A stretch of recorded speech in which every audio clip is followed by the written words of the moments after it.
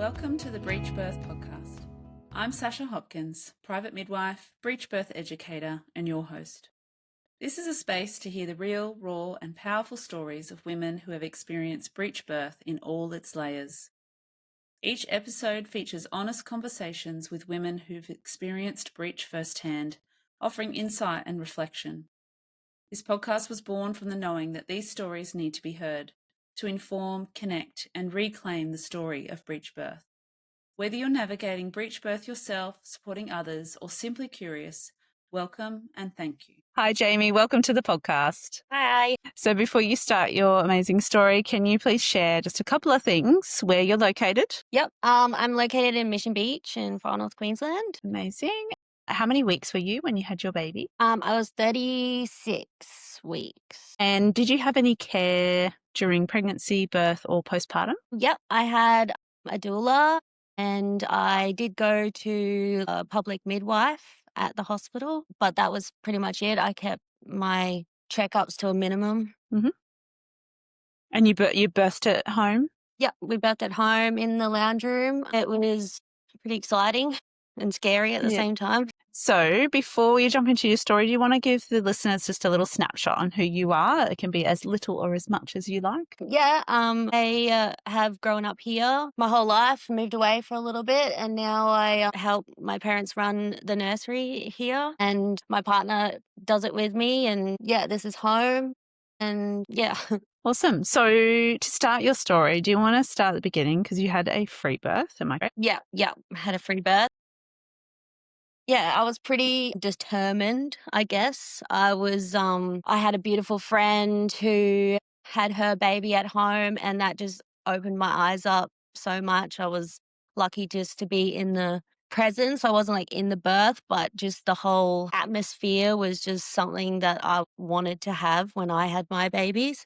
So I found out I got pregnant, and I think it was the first initial, I already knew what I was doing, but then I had to convince everybody else around me that it was the best thing to do for myself. I don't have a very good experience with hospitals in general anyway. So yeah, my goal was just to not be there. My partner was pretty good. He was pretty supportive from the start. I probably thought it was like a bit crazy, but eventually, once we saw the doula and talked about things more and more and had a game plan and that sort of thing, and I just went into full study mode. I started learning about births, and then it was sort of like convincing my mom and stuff to be here with us because she had me and my brother Breech vaginal birth as well. So already pretty inspirational, I guess, but she was probably a bit scared for me in a way. And then I said I was going to do it at home. So then it got even more out of everybody's comfort zone. But I felt good. I felt like I was doing it no matter what. So once we found out and I sort of convinced everyone that that's what we were doing and told everyone that I had like a backup emergency plan, which I guess was only to call the ambulance anyway. But it was all going to be just with us and the doula and mum. And yeah, he came early too. So it took us a little bit out of surprise.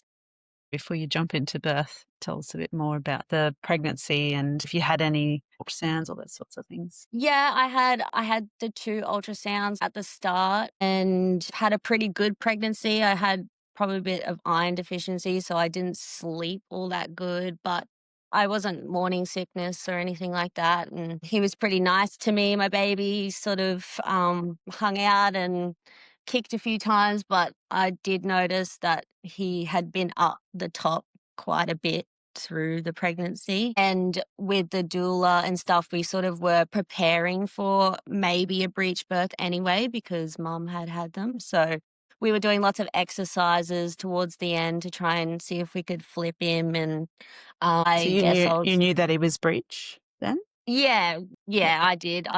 Maybe it was more being naive that I wanted to believe that he was going to turn around and stuff like that. But I think that's what got me through it all, just believing that that's what was going to happen. So yeah, the doula was great. We did heaps of exercises. The midwife was awesome, and she sort of said at the last checkup that I had that it felt like he had turned around. So I was like, awesome, all systems go. I'm ready now. And I think that's what all my ducks lined up in a row. And that's why I came a little bit early because felt like I was ready, I guess. Yeah. And did you do any education around Breech itself? Anything online or read any books? Yeah, I did. I did a lot. I watched a few videos and stuff. We learnt like the no hands sort of thing. You have to sort of just let it take its course. Sam, my partner, was more prepared for that, I guess. He was coming to the classes and stuff with me. We probably did one big class about it all. And they reassured us that, we can do it. And Is that the hospital classes? Is that what you mean? Or? no, it was with the doulas. Right. They do like education. Yeah, they did like a big half-day course, and that was so interesting, and we learnt so much about it, and it sort of calmed us down to do it even if he was breech. I felt pretty confident after doing those classes, which was good. Yeah. But yeah. And so you said your backup plan was obviously call an ambulance if there was any emergencies. Did you do any classes on like resuscitation or anything for baby, or did you read anything about that, like if baby needed support? Did read about it. I thought we were kind of going to do it a little bit in the class, but we didn't end up doing it. And I just sort of, I don't know, I just felt like I didn't do it for a reason, maybe. I don't know. Yeah. I guess maybe the doula, she had a bit of information about that as well. So I sort of entrusted in her a lot with that, if anything were to go pear shaped. But that was probably the most amount that I learnt about it. Yeah. So you decided to come early. Maybe talk us through how did it all begin? So it was good. My partner got the day off randomly. I was on a Tuesday, and we just had a really nice breakfast, and it was just a really cute morning with my sausage dogs and stuff. So I could feel like I felt really happy. And then I started getting tractions pretty early on in the morning, like 9 o'clock or so. And we were all pretty excited, and we did the blow up pool and everything, and we were like, we'll go do one last shop. And my waters broke at the shopping. So I was like, I think I'm weak. And Sam's like, we'll just finish the shopping. I was like, no, I think I need to go home and change my pants and stuff. That would be nice. So a decent amount that left a puddle? I was wearing leggings, so it's sort of just soaked down your pants. a bit squelchy. Yeah. But yeah, so we just went home and called the doula and said that this has happened. She's like, yes, that's definitely happening. So yeah, we just continued on with our day, really. We just didn't freak out too much, but I knew that we had to just carry on the nice vibe for the day. And yeah, I probably didn't start going into active labor, she said, till about 7 o'clock at night. But I was just here in the lounge room, and we were just relaxing, and I was just going in and out of the pool and having showers and stuff like that. Yeah, the house was nice and dark, and it was just a really nice space, I guess. But yeah, I was feeling pretty good. And then I feel like I fully thought the whole time that he was head down. So I was right in the wave. I was like, yeah, we've got this. And mum sort of turned up, and I had been going at it for quite a long time. I remember coming in and out of, I don't know, I was in like a bit of a trance, I guess. And then I would come back too. That was pretty wild for me. And everyone was sort of like watching me like, is she all right? Is she like going a bit off with the fairies or whatever? But I could definitely feel like coming back to, I remember that really clearly because everyone's like, oh, you've been, pushing for a while. Are you feeling all right? I was like, I've got this. Like, I know I've got this. I can do it. And then I sort of remember doing some massive pushes. Like I knew it was so close. And I could feel something. And I was like, I think I can feel his head. Like I've reached something, like I'm ready. Everyone was sort of like, oh, what does it feel like? I was like, oh, it feels a bit squishy. Is that how it's meant to feel? Like the head? Everyone was like, sometimes, maybe. we'll just keep going. And turns out it was his testicles. So I was like thinking that it would be his head the first time. Yeah. And once I'd done another massive push, I got basically his bum out because he was Frank Breech. So he was Hmm. Yep. squished up. That's when everyone sort of panicked a little bit because I'd been going for so long, and then there was the worry of him being stuck in that way. But I was like, no, I can do it. I'm still here. I'm still ready to push him. And then I got his legs. His legs flopped. That was like the next massive, like I gave everything, but I was just going with my contractions to do it. And then the doula looked and checked and thought that his cord wasn't pulsing. So that was really like for everyone else, I didn't think I heard it so much. I was like in the zone, but everyone, like I remember my partner kind of embraced me to be ready for the worst, I guess, because everyone hears it's not pulsing, something must be really wrong. And I remember just thinking, like, um, I said, fuck that. No, no fucking way. I just screamed out. I was like, fuck that. And I pushed that last push and he fully came out, head and everything under the water. And I was in shock that I'd done it. So and then I remember the doula was like, Jamie, you need to grab your baby. You need to grab him. And I remember grabbing and I was just rubbing his chest to try and see, but he cried and everyone was just like the biggest sigh of relief, I guess.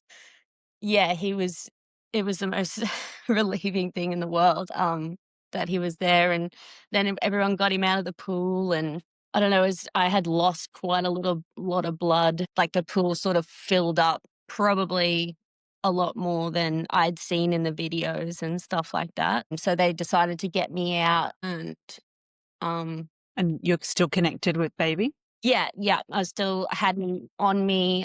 They just sort of wrapped me up because I was, like, shivering, like, I was so much adrenaline was going through my body. And, yeah, checked him all over, and he was all good. He was perfect. And after that, I guess we just sort of sat with him. The cord did look like it had already like, I think it was just because he was so compressed every push that it was closing the cord every time. But then I read up after and it's like not necessarily a bad thing, maybe not for a long amount of time, but just in those times of pushing that it was being squished. Yeah. There is some thought around the complete breeches that those cords are a bit more protected because they have those little pockets where the frank, it can be squished in between the legs and the bodies. Yeah, Yeah, I've seen that as well, where the legs flop out and the cord already looks quite flat because it's been squished between the legs and the body. yeah. Yeah, that's basically what it was, and then we just sat, my placenta took quite a bit to get out. It was probably nearly 2 hours after that I'd gotten it out, but we cut the cord maybe like an hour or so after. I had a shower and I was very dizzy because I was still losing a bit Mm. of blood, but I just said I needed to lay down for a little while and had a cracker and some water, and then I just sort of squatted and it came out pretty naturally after that. Yeah, I didn't end up tearing anything, so I was pretty happy with that result. Yeah, Bubba was all good. He had a pretty big bruise on his bum and his testicle. That was pretty, like, daunting, I guess, the next morning. Um but I knew that he was fine, like, he was pretty content and he wasn't freaking out or anything, or being unusual. He sort of just slept on me and it was very calm, and, yeah, I felt pretty lucky that it all went as good as it did in the Yeah, end. yeah. And breastfeeding? Did he latch okay? Yeah, he was great. My nipples were probably a little bit flat, but he had latched on. I ended up getting just the nipple covers the next day.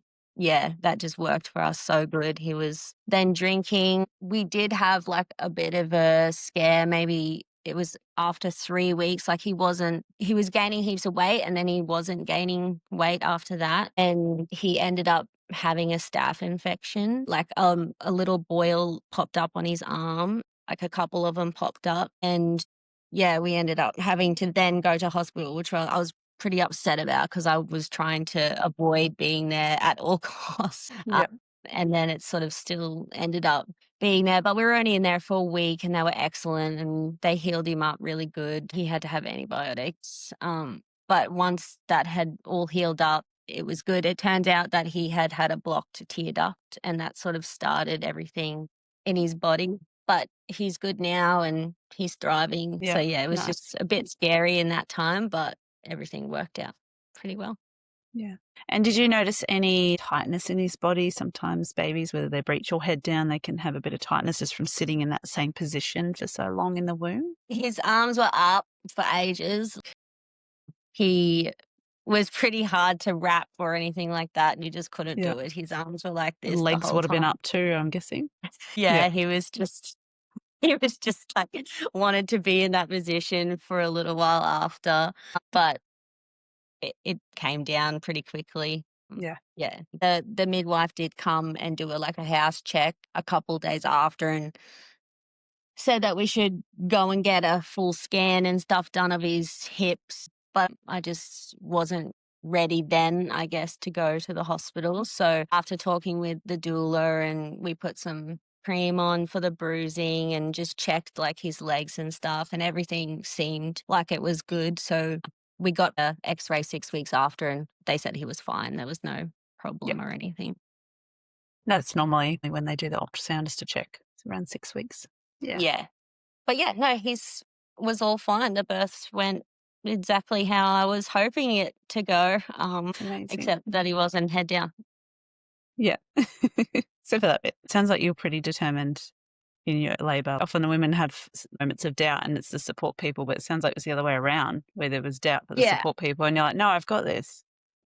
there was no way I was being transferred. I just remember thinking like, this can't be. No, I'm like not doing because it's probably 45 minutes to the nearest hospital too. So I feel like in that time, either he was going to come anyway, which happens a lot around here. Yeah, it was just not going to be an option, really. And did you have any body work in pregnancy and did he have any body work once he was born, like osteo or chiro? No, no, we didn't have anyone. I probably went to the chiropractor maybe once or twice just Yeah. to make sure my hips. I went to the massage doula after to get just a pelvic alignment and just to check my uterus was all good. And she said everything looked really good.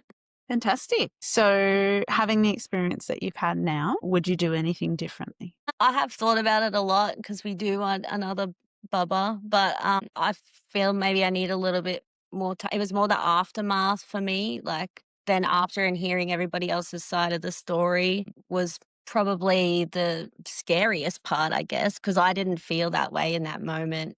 But Mm. everybody else was a bit scared. But now hearing their stories, I feel like I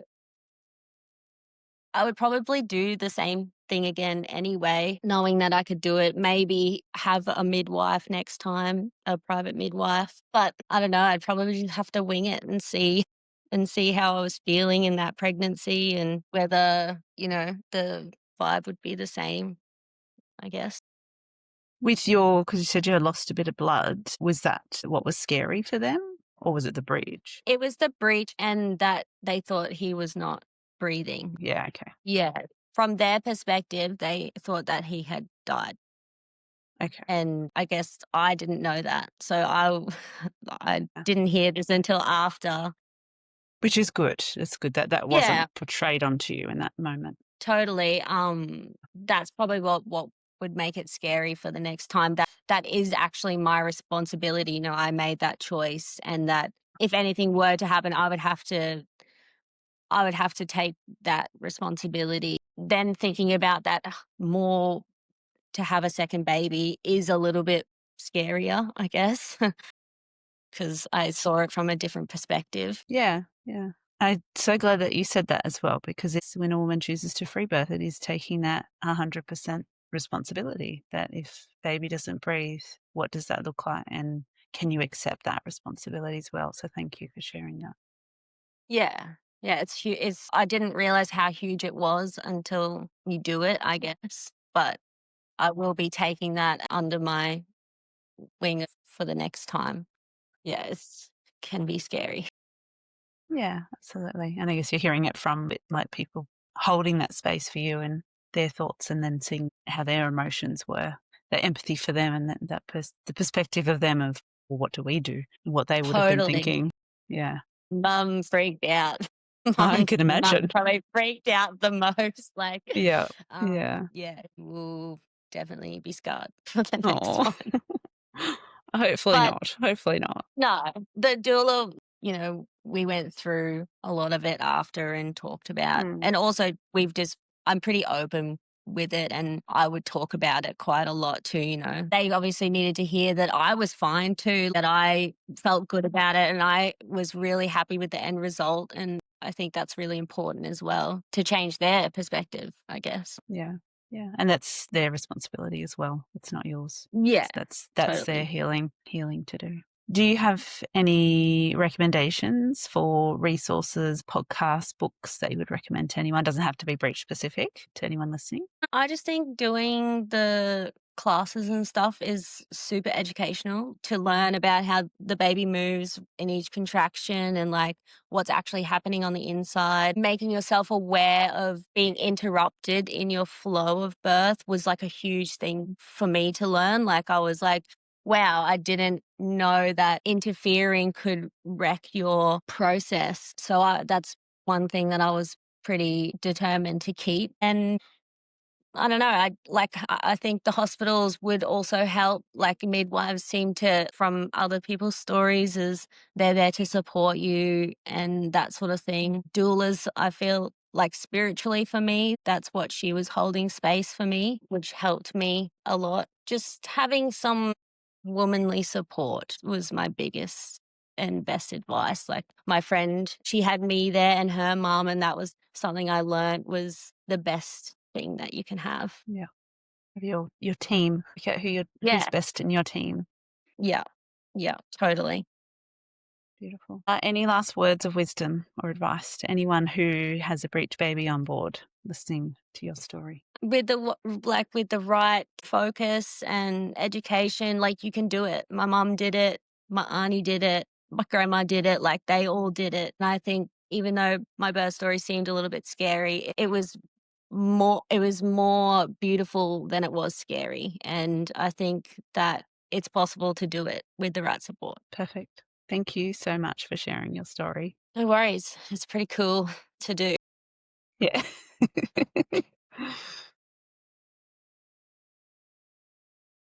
Thank you for listening to the Breech Birth podcast. These stories matter.